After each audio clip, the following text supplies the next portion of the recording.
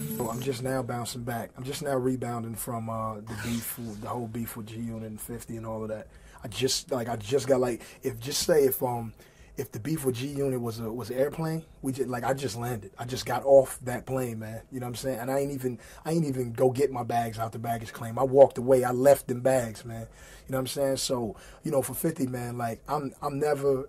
And I'm glad y'all here. I'm glad y'all here because this is probably the first and last time you're gonna hear me say this. For 50, man, like I'm gonna apologize to him, just as a man. It don't have nothing to do with music or beef or nothing like that. Like, it ain't about being a bigger man or him. I don't care. He could take it and say, Games apologizing. He could take it and say, oh, Games are sucky. He's apologizing 50. It's not that.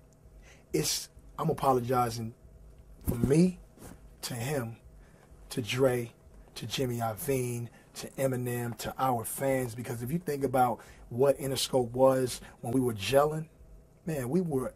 We were it. We were unstoppable force. Jimmy always says, man, I don't know why. I told you guys not to break up the Beatles. That's what he said, Jimmy Iovine. You know what I'm saying? He sits in his chair and he says, I told you guys. I don't know why you guys had to break up the Beatles. That's it. You know what I'm saying? And he says he told John Lennon the same thing, a long time ago. But Jimmy said he seen it coming. And, I was young, man, and I was dumb. I did a lot of dumb things. I kind of felt like me and 50 clash. I'm not going to down him, diss him, and say he's a bad guy or go back on the plane. I didn't leave nothing on the plane, so I'm not going to go back on it. But I'm just going to say, he had his side. I had my side.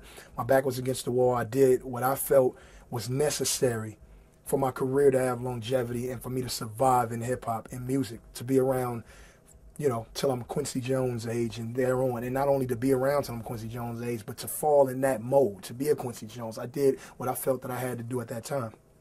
Now, 4 albums from 4 albums in, I can now say, as a man that G Unit, Game, Aftermath, Black Wall Street, Interscope, Geffen, Eminem, Shady, from Banks to Buck to Yayo to Dre to whoever, man.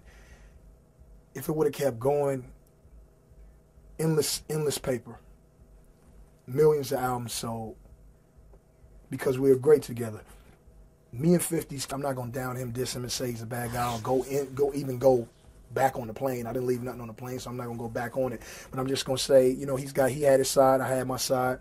My back was against the wall. I did what I felt was necessary for my career to have longevity and for me to survive in hip hop and music, to be around till I'm Quincy Jones age and thereon. And not only to be around till I'm Quincy Jones age, but to fall in that mode, to be a Quincy Jones. I did what I felt that I had to do at that time. Now, you might get a Belle Biv DeVoe, but you ain't gonna get no Candy Girl. Ain't gonna get no Mr. Telephone Man. Ain't gonna get no Hater to Love It. Not gonna get no How We Do. 50, his biggest records, our biggest records were together. Whether I was on them or I wasn't on them, or whether he was on them or I wasn't on them, when we were gelling, writing together as a family, we had it, man. That goes for Eminem, Dre, Game. And you know what? If we never did that, I think Detox would have been out. It would have been out. You know what I'm saying? I think that we'd all still be selling millions, from Banks to Buck to Tony Yayo to whoever, man. We was that big. So I'm going to apologize to everybody, just for my role, because the thing, just being raveled up and all that, it was just it was almost dumb. But I was young, and that's when you make your mistakes. So I'm not gonna really, I'm apologizing for it, but I don't regret it. You know what I'm saying? Because I can't go back and change it.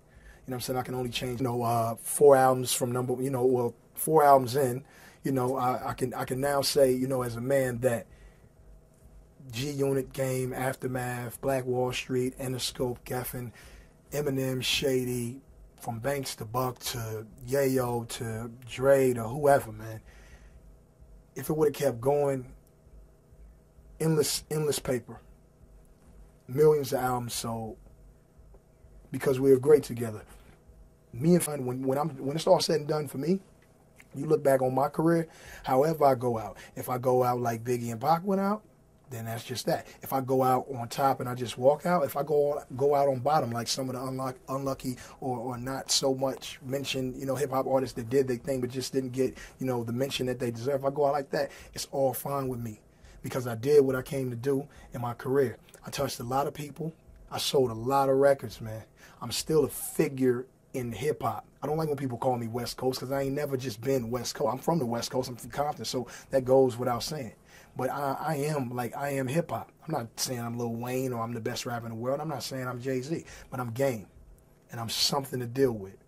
And so when I start talking, when I speak, when I make records, people are gonna listen. It doesn't matter what record you put on Game, put out on Game, put it on MTV versus everybody else. And you look at the views, look at the listens. Mine's is always going to be looked and listened. 50s chemistry is what Method Man was to Redman when they get in. Redman ain't from Wu-Tang, but you know when Method Man get with Redman, it's going down. You know what I'm saying? It is what KRS-One was with Scott LaRock. KRS-One